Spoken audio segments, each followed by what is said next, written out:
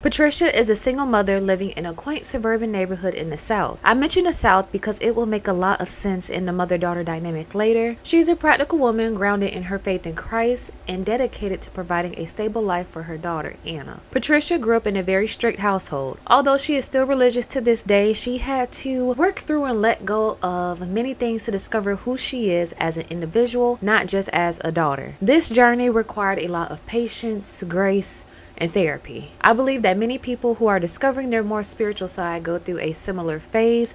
Transitioning from religion to spirituality can be a challenge. So if you are currently in this phase or simply need better clarity in general, BetterHelp, the sponsor of today's video, is here to help. As a client of BetterHelp for the past couple of years, I have been able to have a professional listen and draw connections based on the random emotions I was experiencing, especially now with the recent loss of my dad. I found my thoughts and emotions to be a roller coaster, discovering new triggers and trying to figure out who I am without having my dad here in the physical realm. I try not to call my mom every time I'm having a moment because I know she is grieving as well, and I don't want to bring her energy down or be a burden with my random crying episodes that happen every single day. So I appreciate my therapist at BetterHelp, who has been amazing at taking my random puzzle pieces of emotions and placing them all together so I can see the bigger picture and gain clarity during this foggy time. They give unbiased advice, which I appreciate because being spiritual, our beliefs are often not understood by many, and others try to force their beliefs on us to make us quote unquote feel better because that's the only advice they know how to give. It's a relief to have someone who lets me be me without judgment. Throughout this story, you'll see how therapy helped Patricia discover who she is outside of the frame placed on her by her parents, enabling her to become a better parent and be the sounding ear she didn't feel she had growing up, so she doesn't pass on the same trauma to her daughter. Thanks to BetterHelp, we all now have access to affordable and convenient therapy, which usually matches you to a therapist within 48 hours. You will be matched with a licensed therapist who is trained to listen and give you helpful, unbiased advice, and you can do this all from the comfort of your home, your car. I personally find a lot of comfort and privacy in my car using your phone or computer via phone call, video chat, or messaging. However you feel most comfortable communicate. You can sign up for your therapeutic journey now by using my link provided in the description box down below for a special discount, BetterHelp.com/BlaqueWitchYaya. You'll answer a few questions and BetterHelp will match you with a professional who has years of experience helping people with struggles just like yours. Again, that's BetterHelp.com/BlaqueWitchYaya. And thank you to BetterHelp for sponsoring today's video. Now, while Patricia was in therapy, one vow she made to herself was to not be heavy-handed in the disciplinary area of her child and to teach her morals that are both religious and moral-based, and letting her child be able to express and discover herself from within and not just based on what the Bible says she should do. Now, she had a plan, but that plan did not fit the type of child she would have.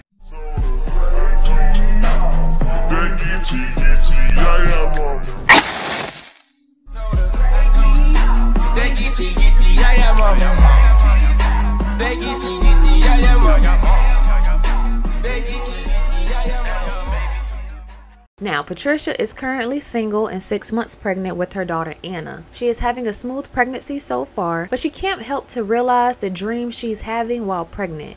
She would have these very vivid dreams where she would see the face of her child, but of course at the moment she didn't know that was her child she was looking at, but she assumed it was her but in kid form because they looked so alike, and seeing the girl remind her of her childhood pictures. The girl looked exactly like her, dark skin, wide eyes, a gummy smile, and defined jawline, and although the girl was young, she was tall, just like Patricia when she was younger. Although all the dreams were different, one thing that the young girl in the dream will always be doing in every dream is having a full conversation. She's a yapper. She would just be talking away. But Patricia never seen who she was talking to. From the perspective of the dream, Anna would be talking to someone and looking at them, but it seems from the lens of the dream, the person was always blurred out and only the young girl was in focus, and she couldn't make out who the young girl was talking to or what they were saying. It sounded like a bunch of pig Latin, like it sounded like English but not English real words. Kind of how someone from a different country would mock how English sounds to them. Kind of like how we do in Spanish when we like fake Spanish, but we're not saying anything in Spanish. We're just mocking like the fluctuations and the emphasis on the different words, but we're not saying anything in Spanish. That's how it sounded, but in English form. Along with the dreams, when Patricia would rub her stomach, it's like she could feel the skin of her baby Anna.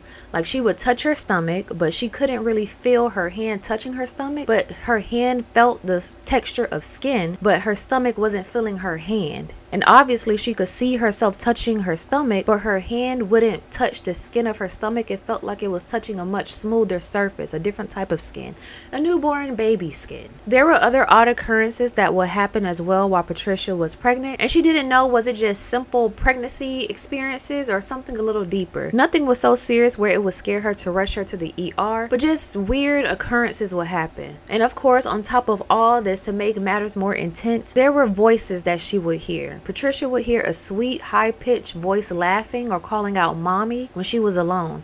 It was a sound that brought a mix of joy and unease, reminding her of the young girl in the video, but this time she could clearly hear her say mommy or laughing, whereas in the dream she couldn't hear what she was saying. Along with this, the kicking of the baby. I know that's a happy moment for most moms when they feel the baby kick. So Anna, her daughter, was an extreme kicker, a very hyper kicker. So she would kick back to back, back to back, back to back. But it seems like as soon as she wanted her parents to experience and feel the kicking, as soon as they placed their hands on her stomach, the kicking would stop. But as soon as they got tired of waiting, they'll remove their hands and the kicking would start back. Almost as if Anna didn't want her grandparents to feel her kicking. Now let's fast forward. The baby is born. The labor and delivery went smooth. Anna was born at a whopping 9 pounds. So a nice, chunky, healthy baby. And being a new mom, Patricia was learning the ropes and had her parents for help, but she still wanted to keep a distance between her and Anna's grandparents to make sure they weren't telling her what to do based on what they did for her, to make sure she isn't completely mocking their parenting style, but still letting them bond with the firstborn grandchild as well. Because remember, she's trying to break generational curses. She's trying to break the trauma that her parents placed on her. Although they were good parents overall, she know that there are some things she did not want to pass on to her child. So she was very picky with the tips and tricks that she took from her parents to apply to her baby, because she wanted to start right away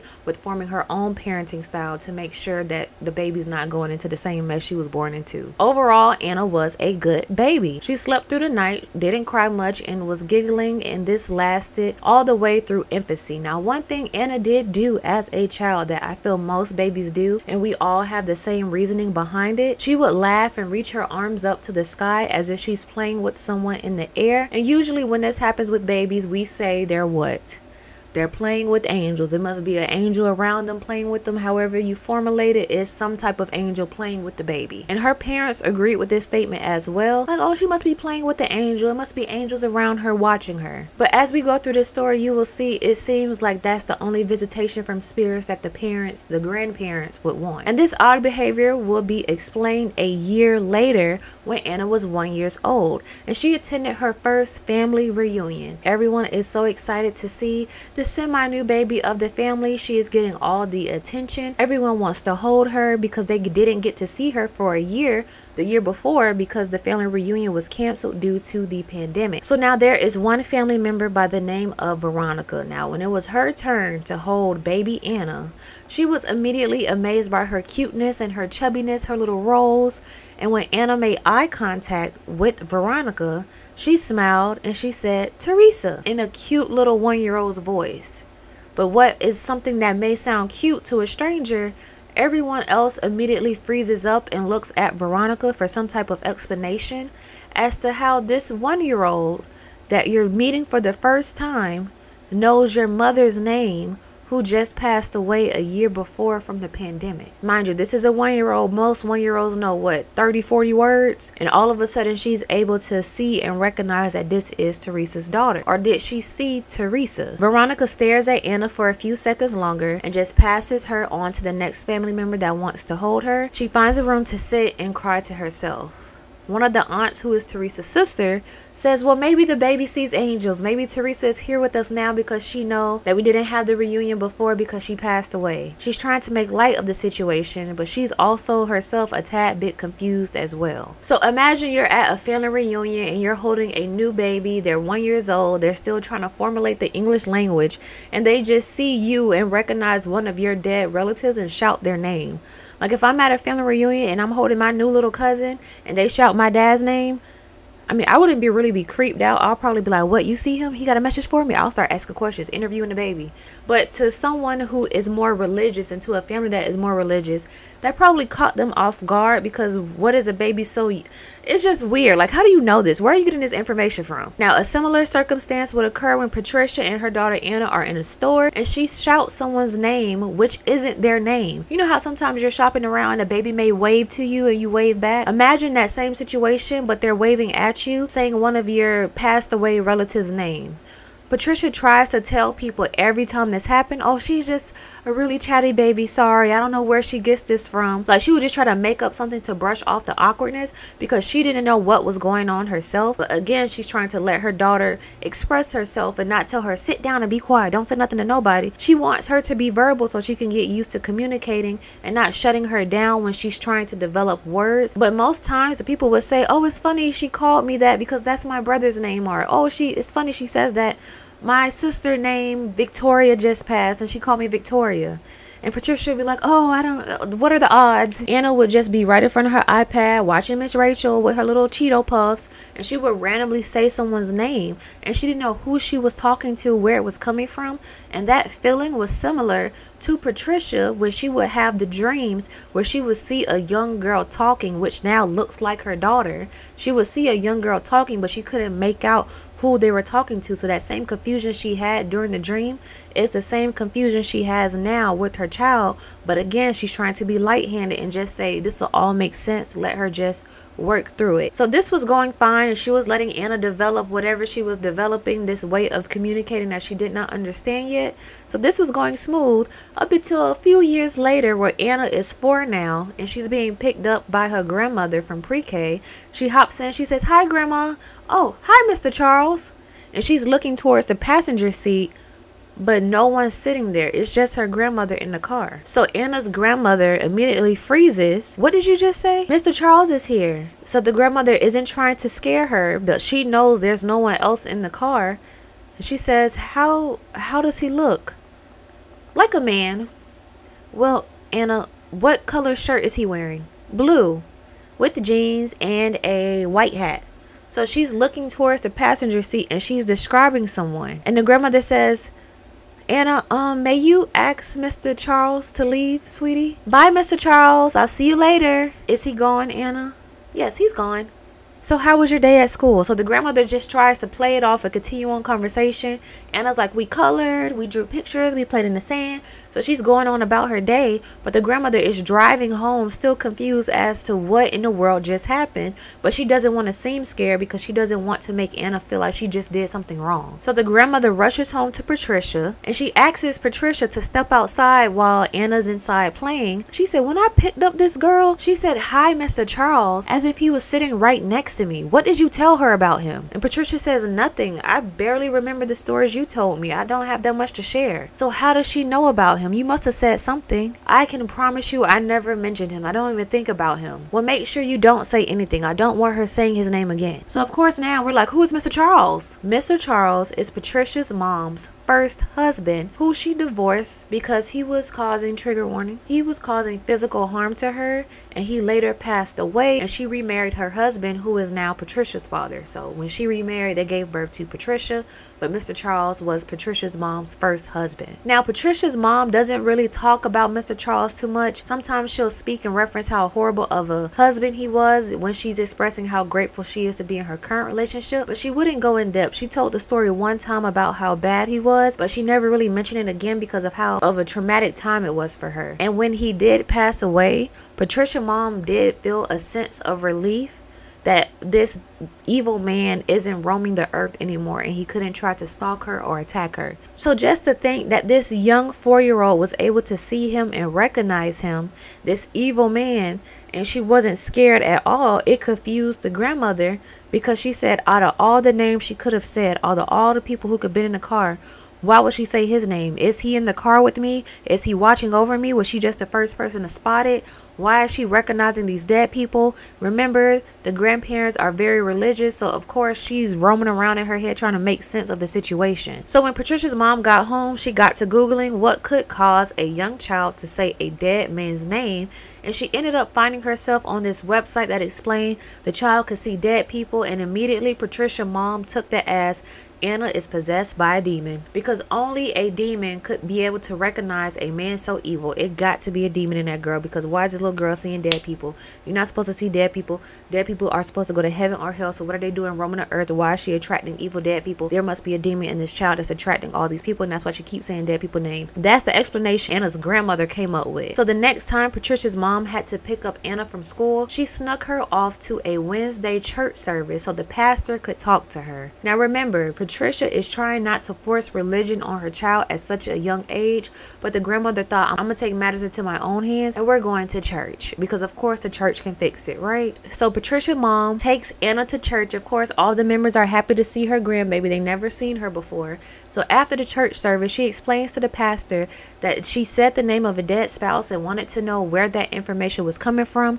Could it be a devil in there giving her the information? Because only the devil would speak an evil man's name so freely. After the pastor was able to pray over her, talk to Anna, so can you tell me what you see? Do you see anybody in here? Asking her all these questions, and the pastor told Anna's grandmother, it's not the devil. This is a young innocent child. Sometimes kids just say unexplainable things. So even the pastor was like, I'm not sensing anything evil on her or around her. But that was not good enough for Patricia's mom, so she continued to do research on what type of devil or demon could be over this child, especially after finding out from Patricia this isn't her first time shouting out a dead person's name. Patricia's mom she just went crazy, ballistic, reading the Bible over her, just trying to play gospel music in the car when she's picking up from school. She thought, since the pastor couldn't sense it, I'm gonna try to keep the energy and change this child myself. Basically doing the same thing that she did to Patricia when she was younger, forcing religion on her so she can behave and act right, or act the way that she wants her to act. Patricia's mom began to bug Patricia consistently that Anna was possessed by a demon. Patricia, I'm telling you, I read it online. It has to be a demon that's telling her this information. How else could this girl know? She just learned her ABCs, but she's able to have all this information about the dead people. That is a demon. These people died way before she was even born. It has to be another entity that's taking control of her and speaking through her. I told you need to start taking that girl to church. If you would let me take her on Sundays, none of this would be happening. Patricia explained, no mom, I'm letting her be a kid.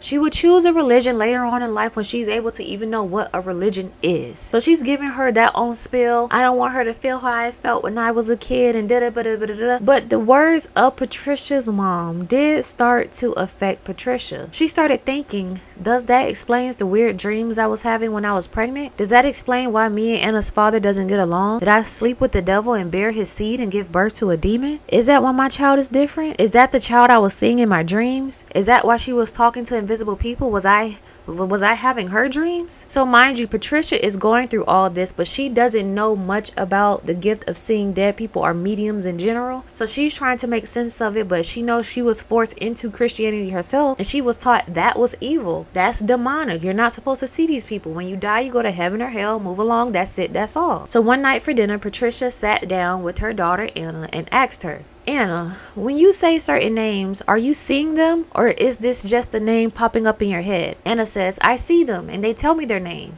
Patricia says, sometimes you see them? Like sometimes I can see people that I can touch and play with them.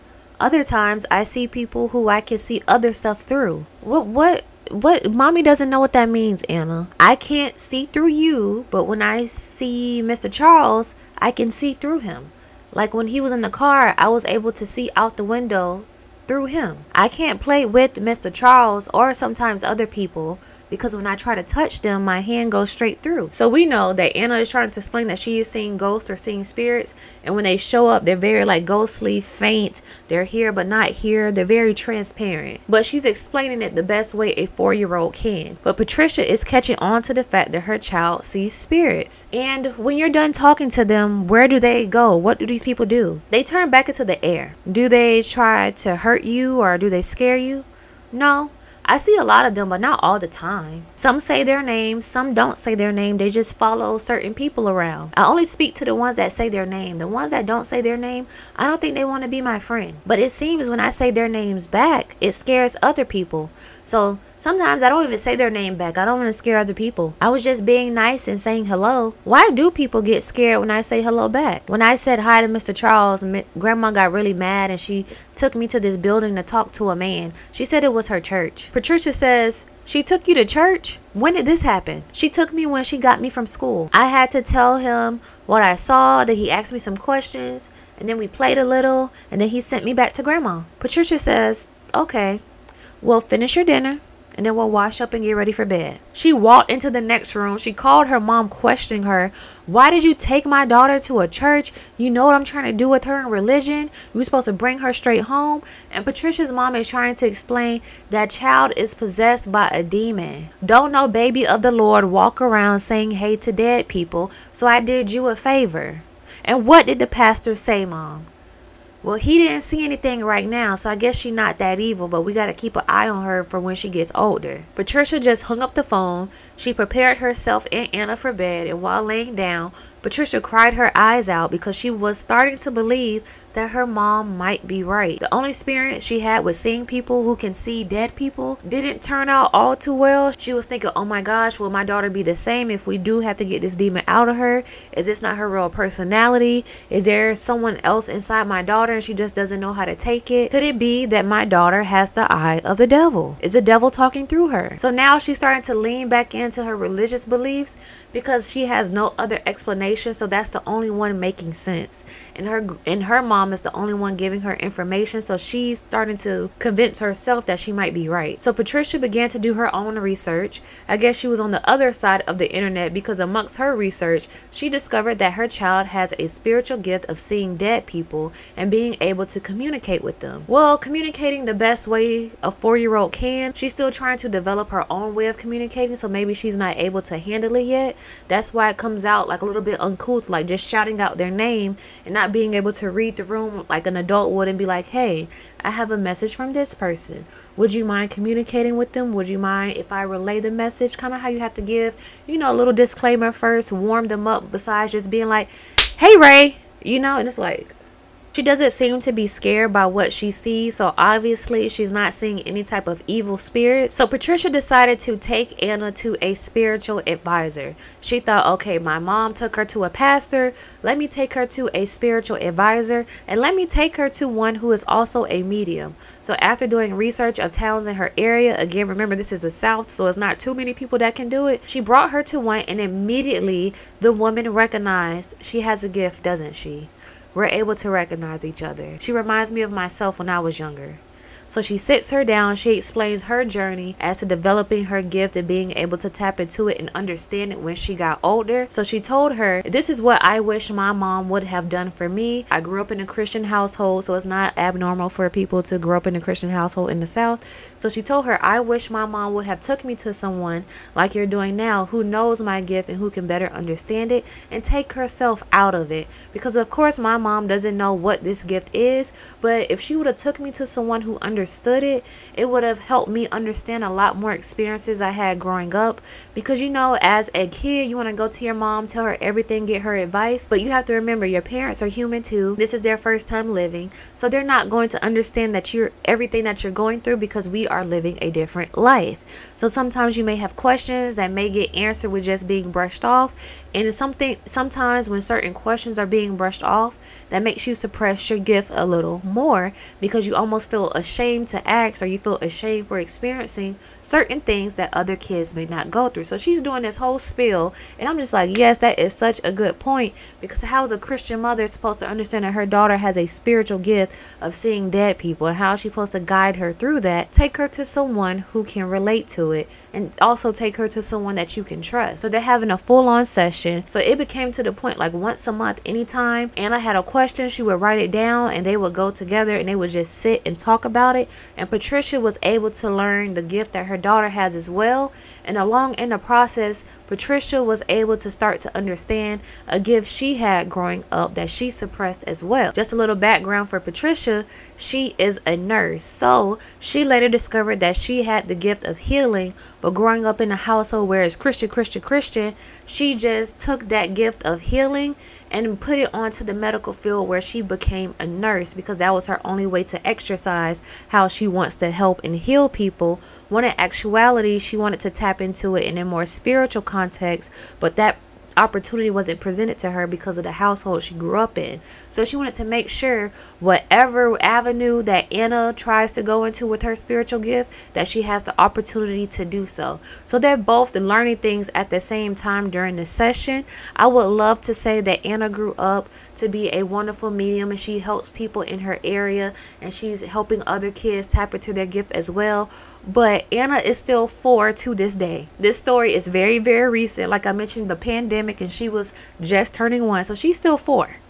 She's about to be 5, but she's still 4 to this day. So we're going to have to keep up with little Miss Anna to see what she turns into. But I feel like this was a good story to share. So I wanted to share this just in case anyone else has a young child where you see they're a little different than other kids. They can't be diagnosed with something, but you notice some odd patterns and you want to put your finger on it just so you can recognize what it is. I wanted to share what Patricia decided to do while she's breaking generational curses as well, and giving her kid the freedom to express themselves. So if you have kids or a kid that you notice is different, what are some things that they are doing that you're trying to figure out what it could be? Or did you notice a gift in your child right off the bat? What did you do to help them express it and tap into it, but being able to still be a kid as well? Let me know down below. But thank you guys so much for tuning into this video. Thank you for BetterHelp for sponsoring today's video. And like I always say, as above, so below, as within, so without, as universal the soul. Until next time, you guys, Ashe, baby.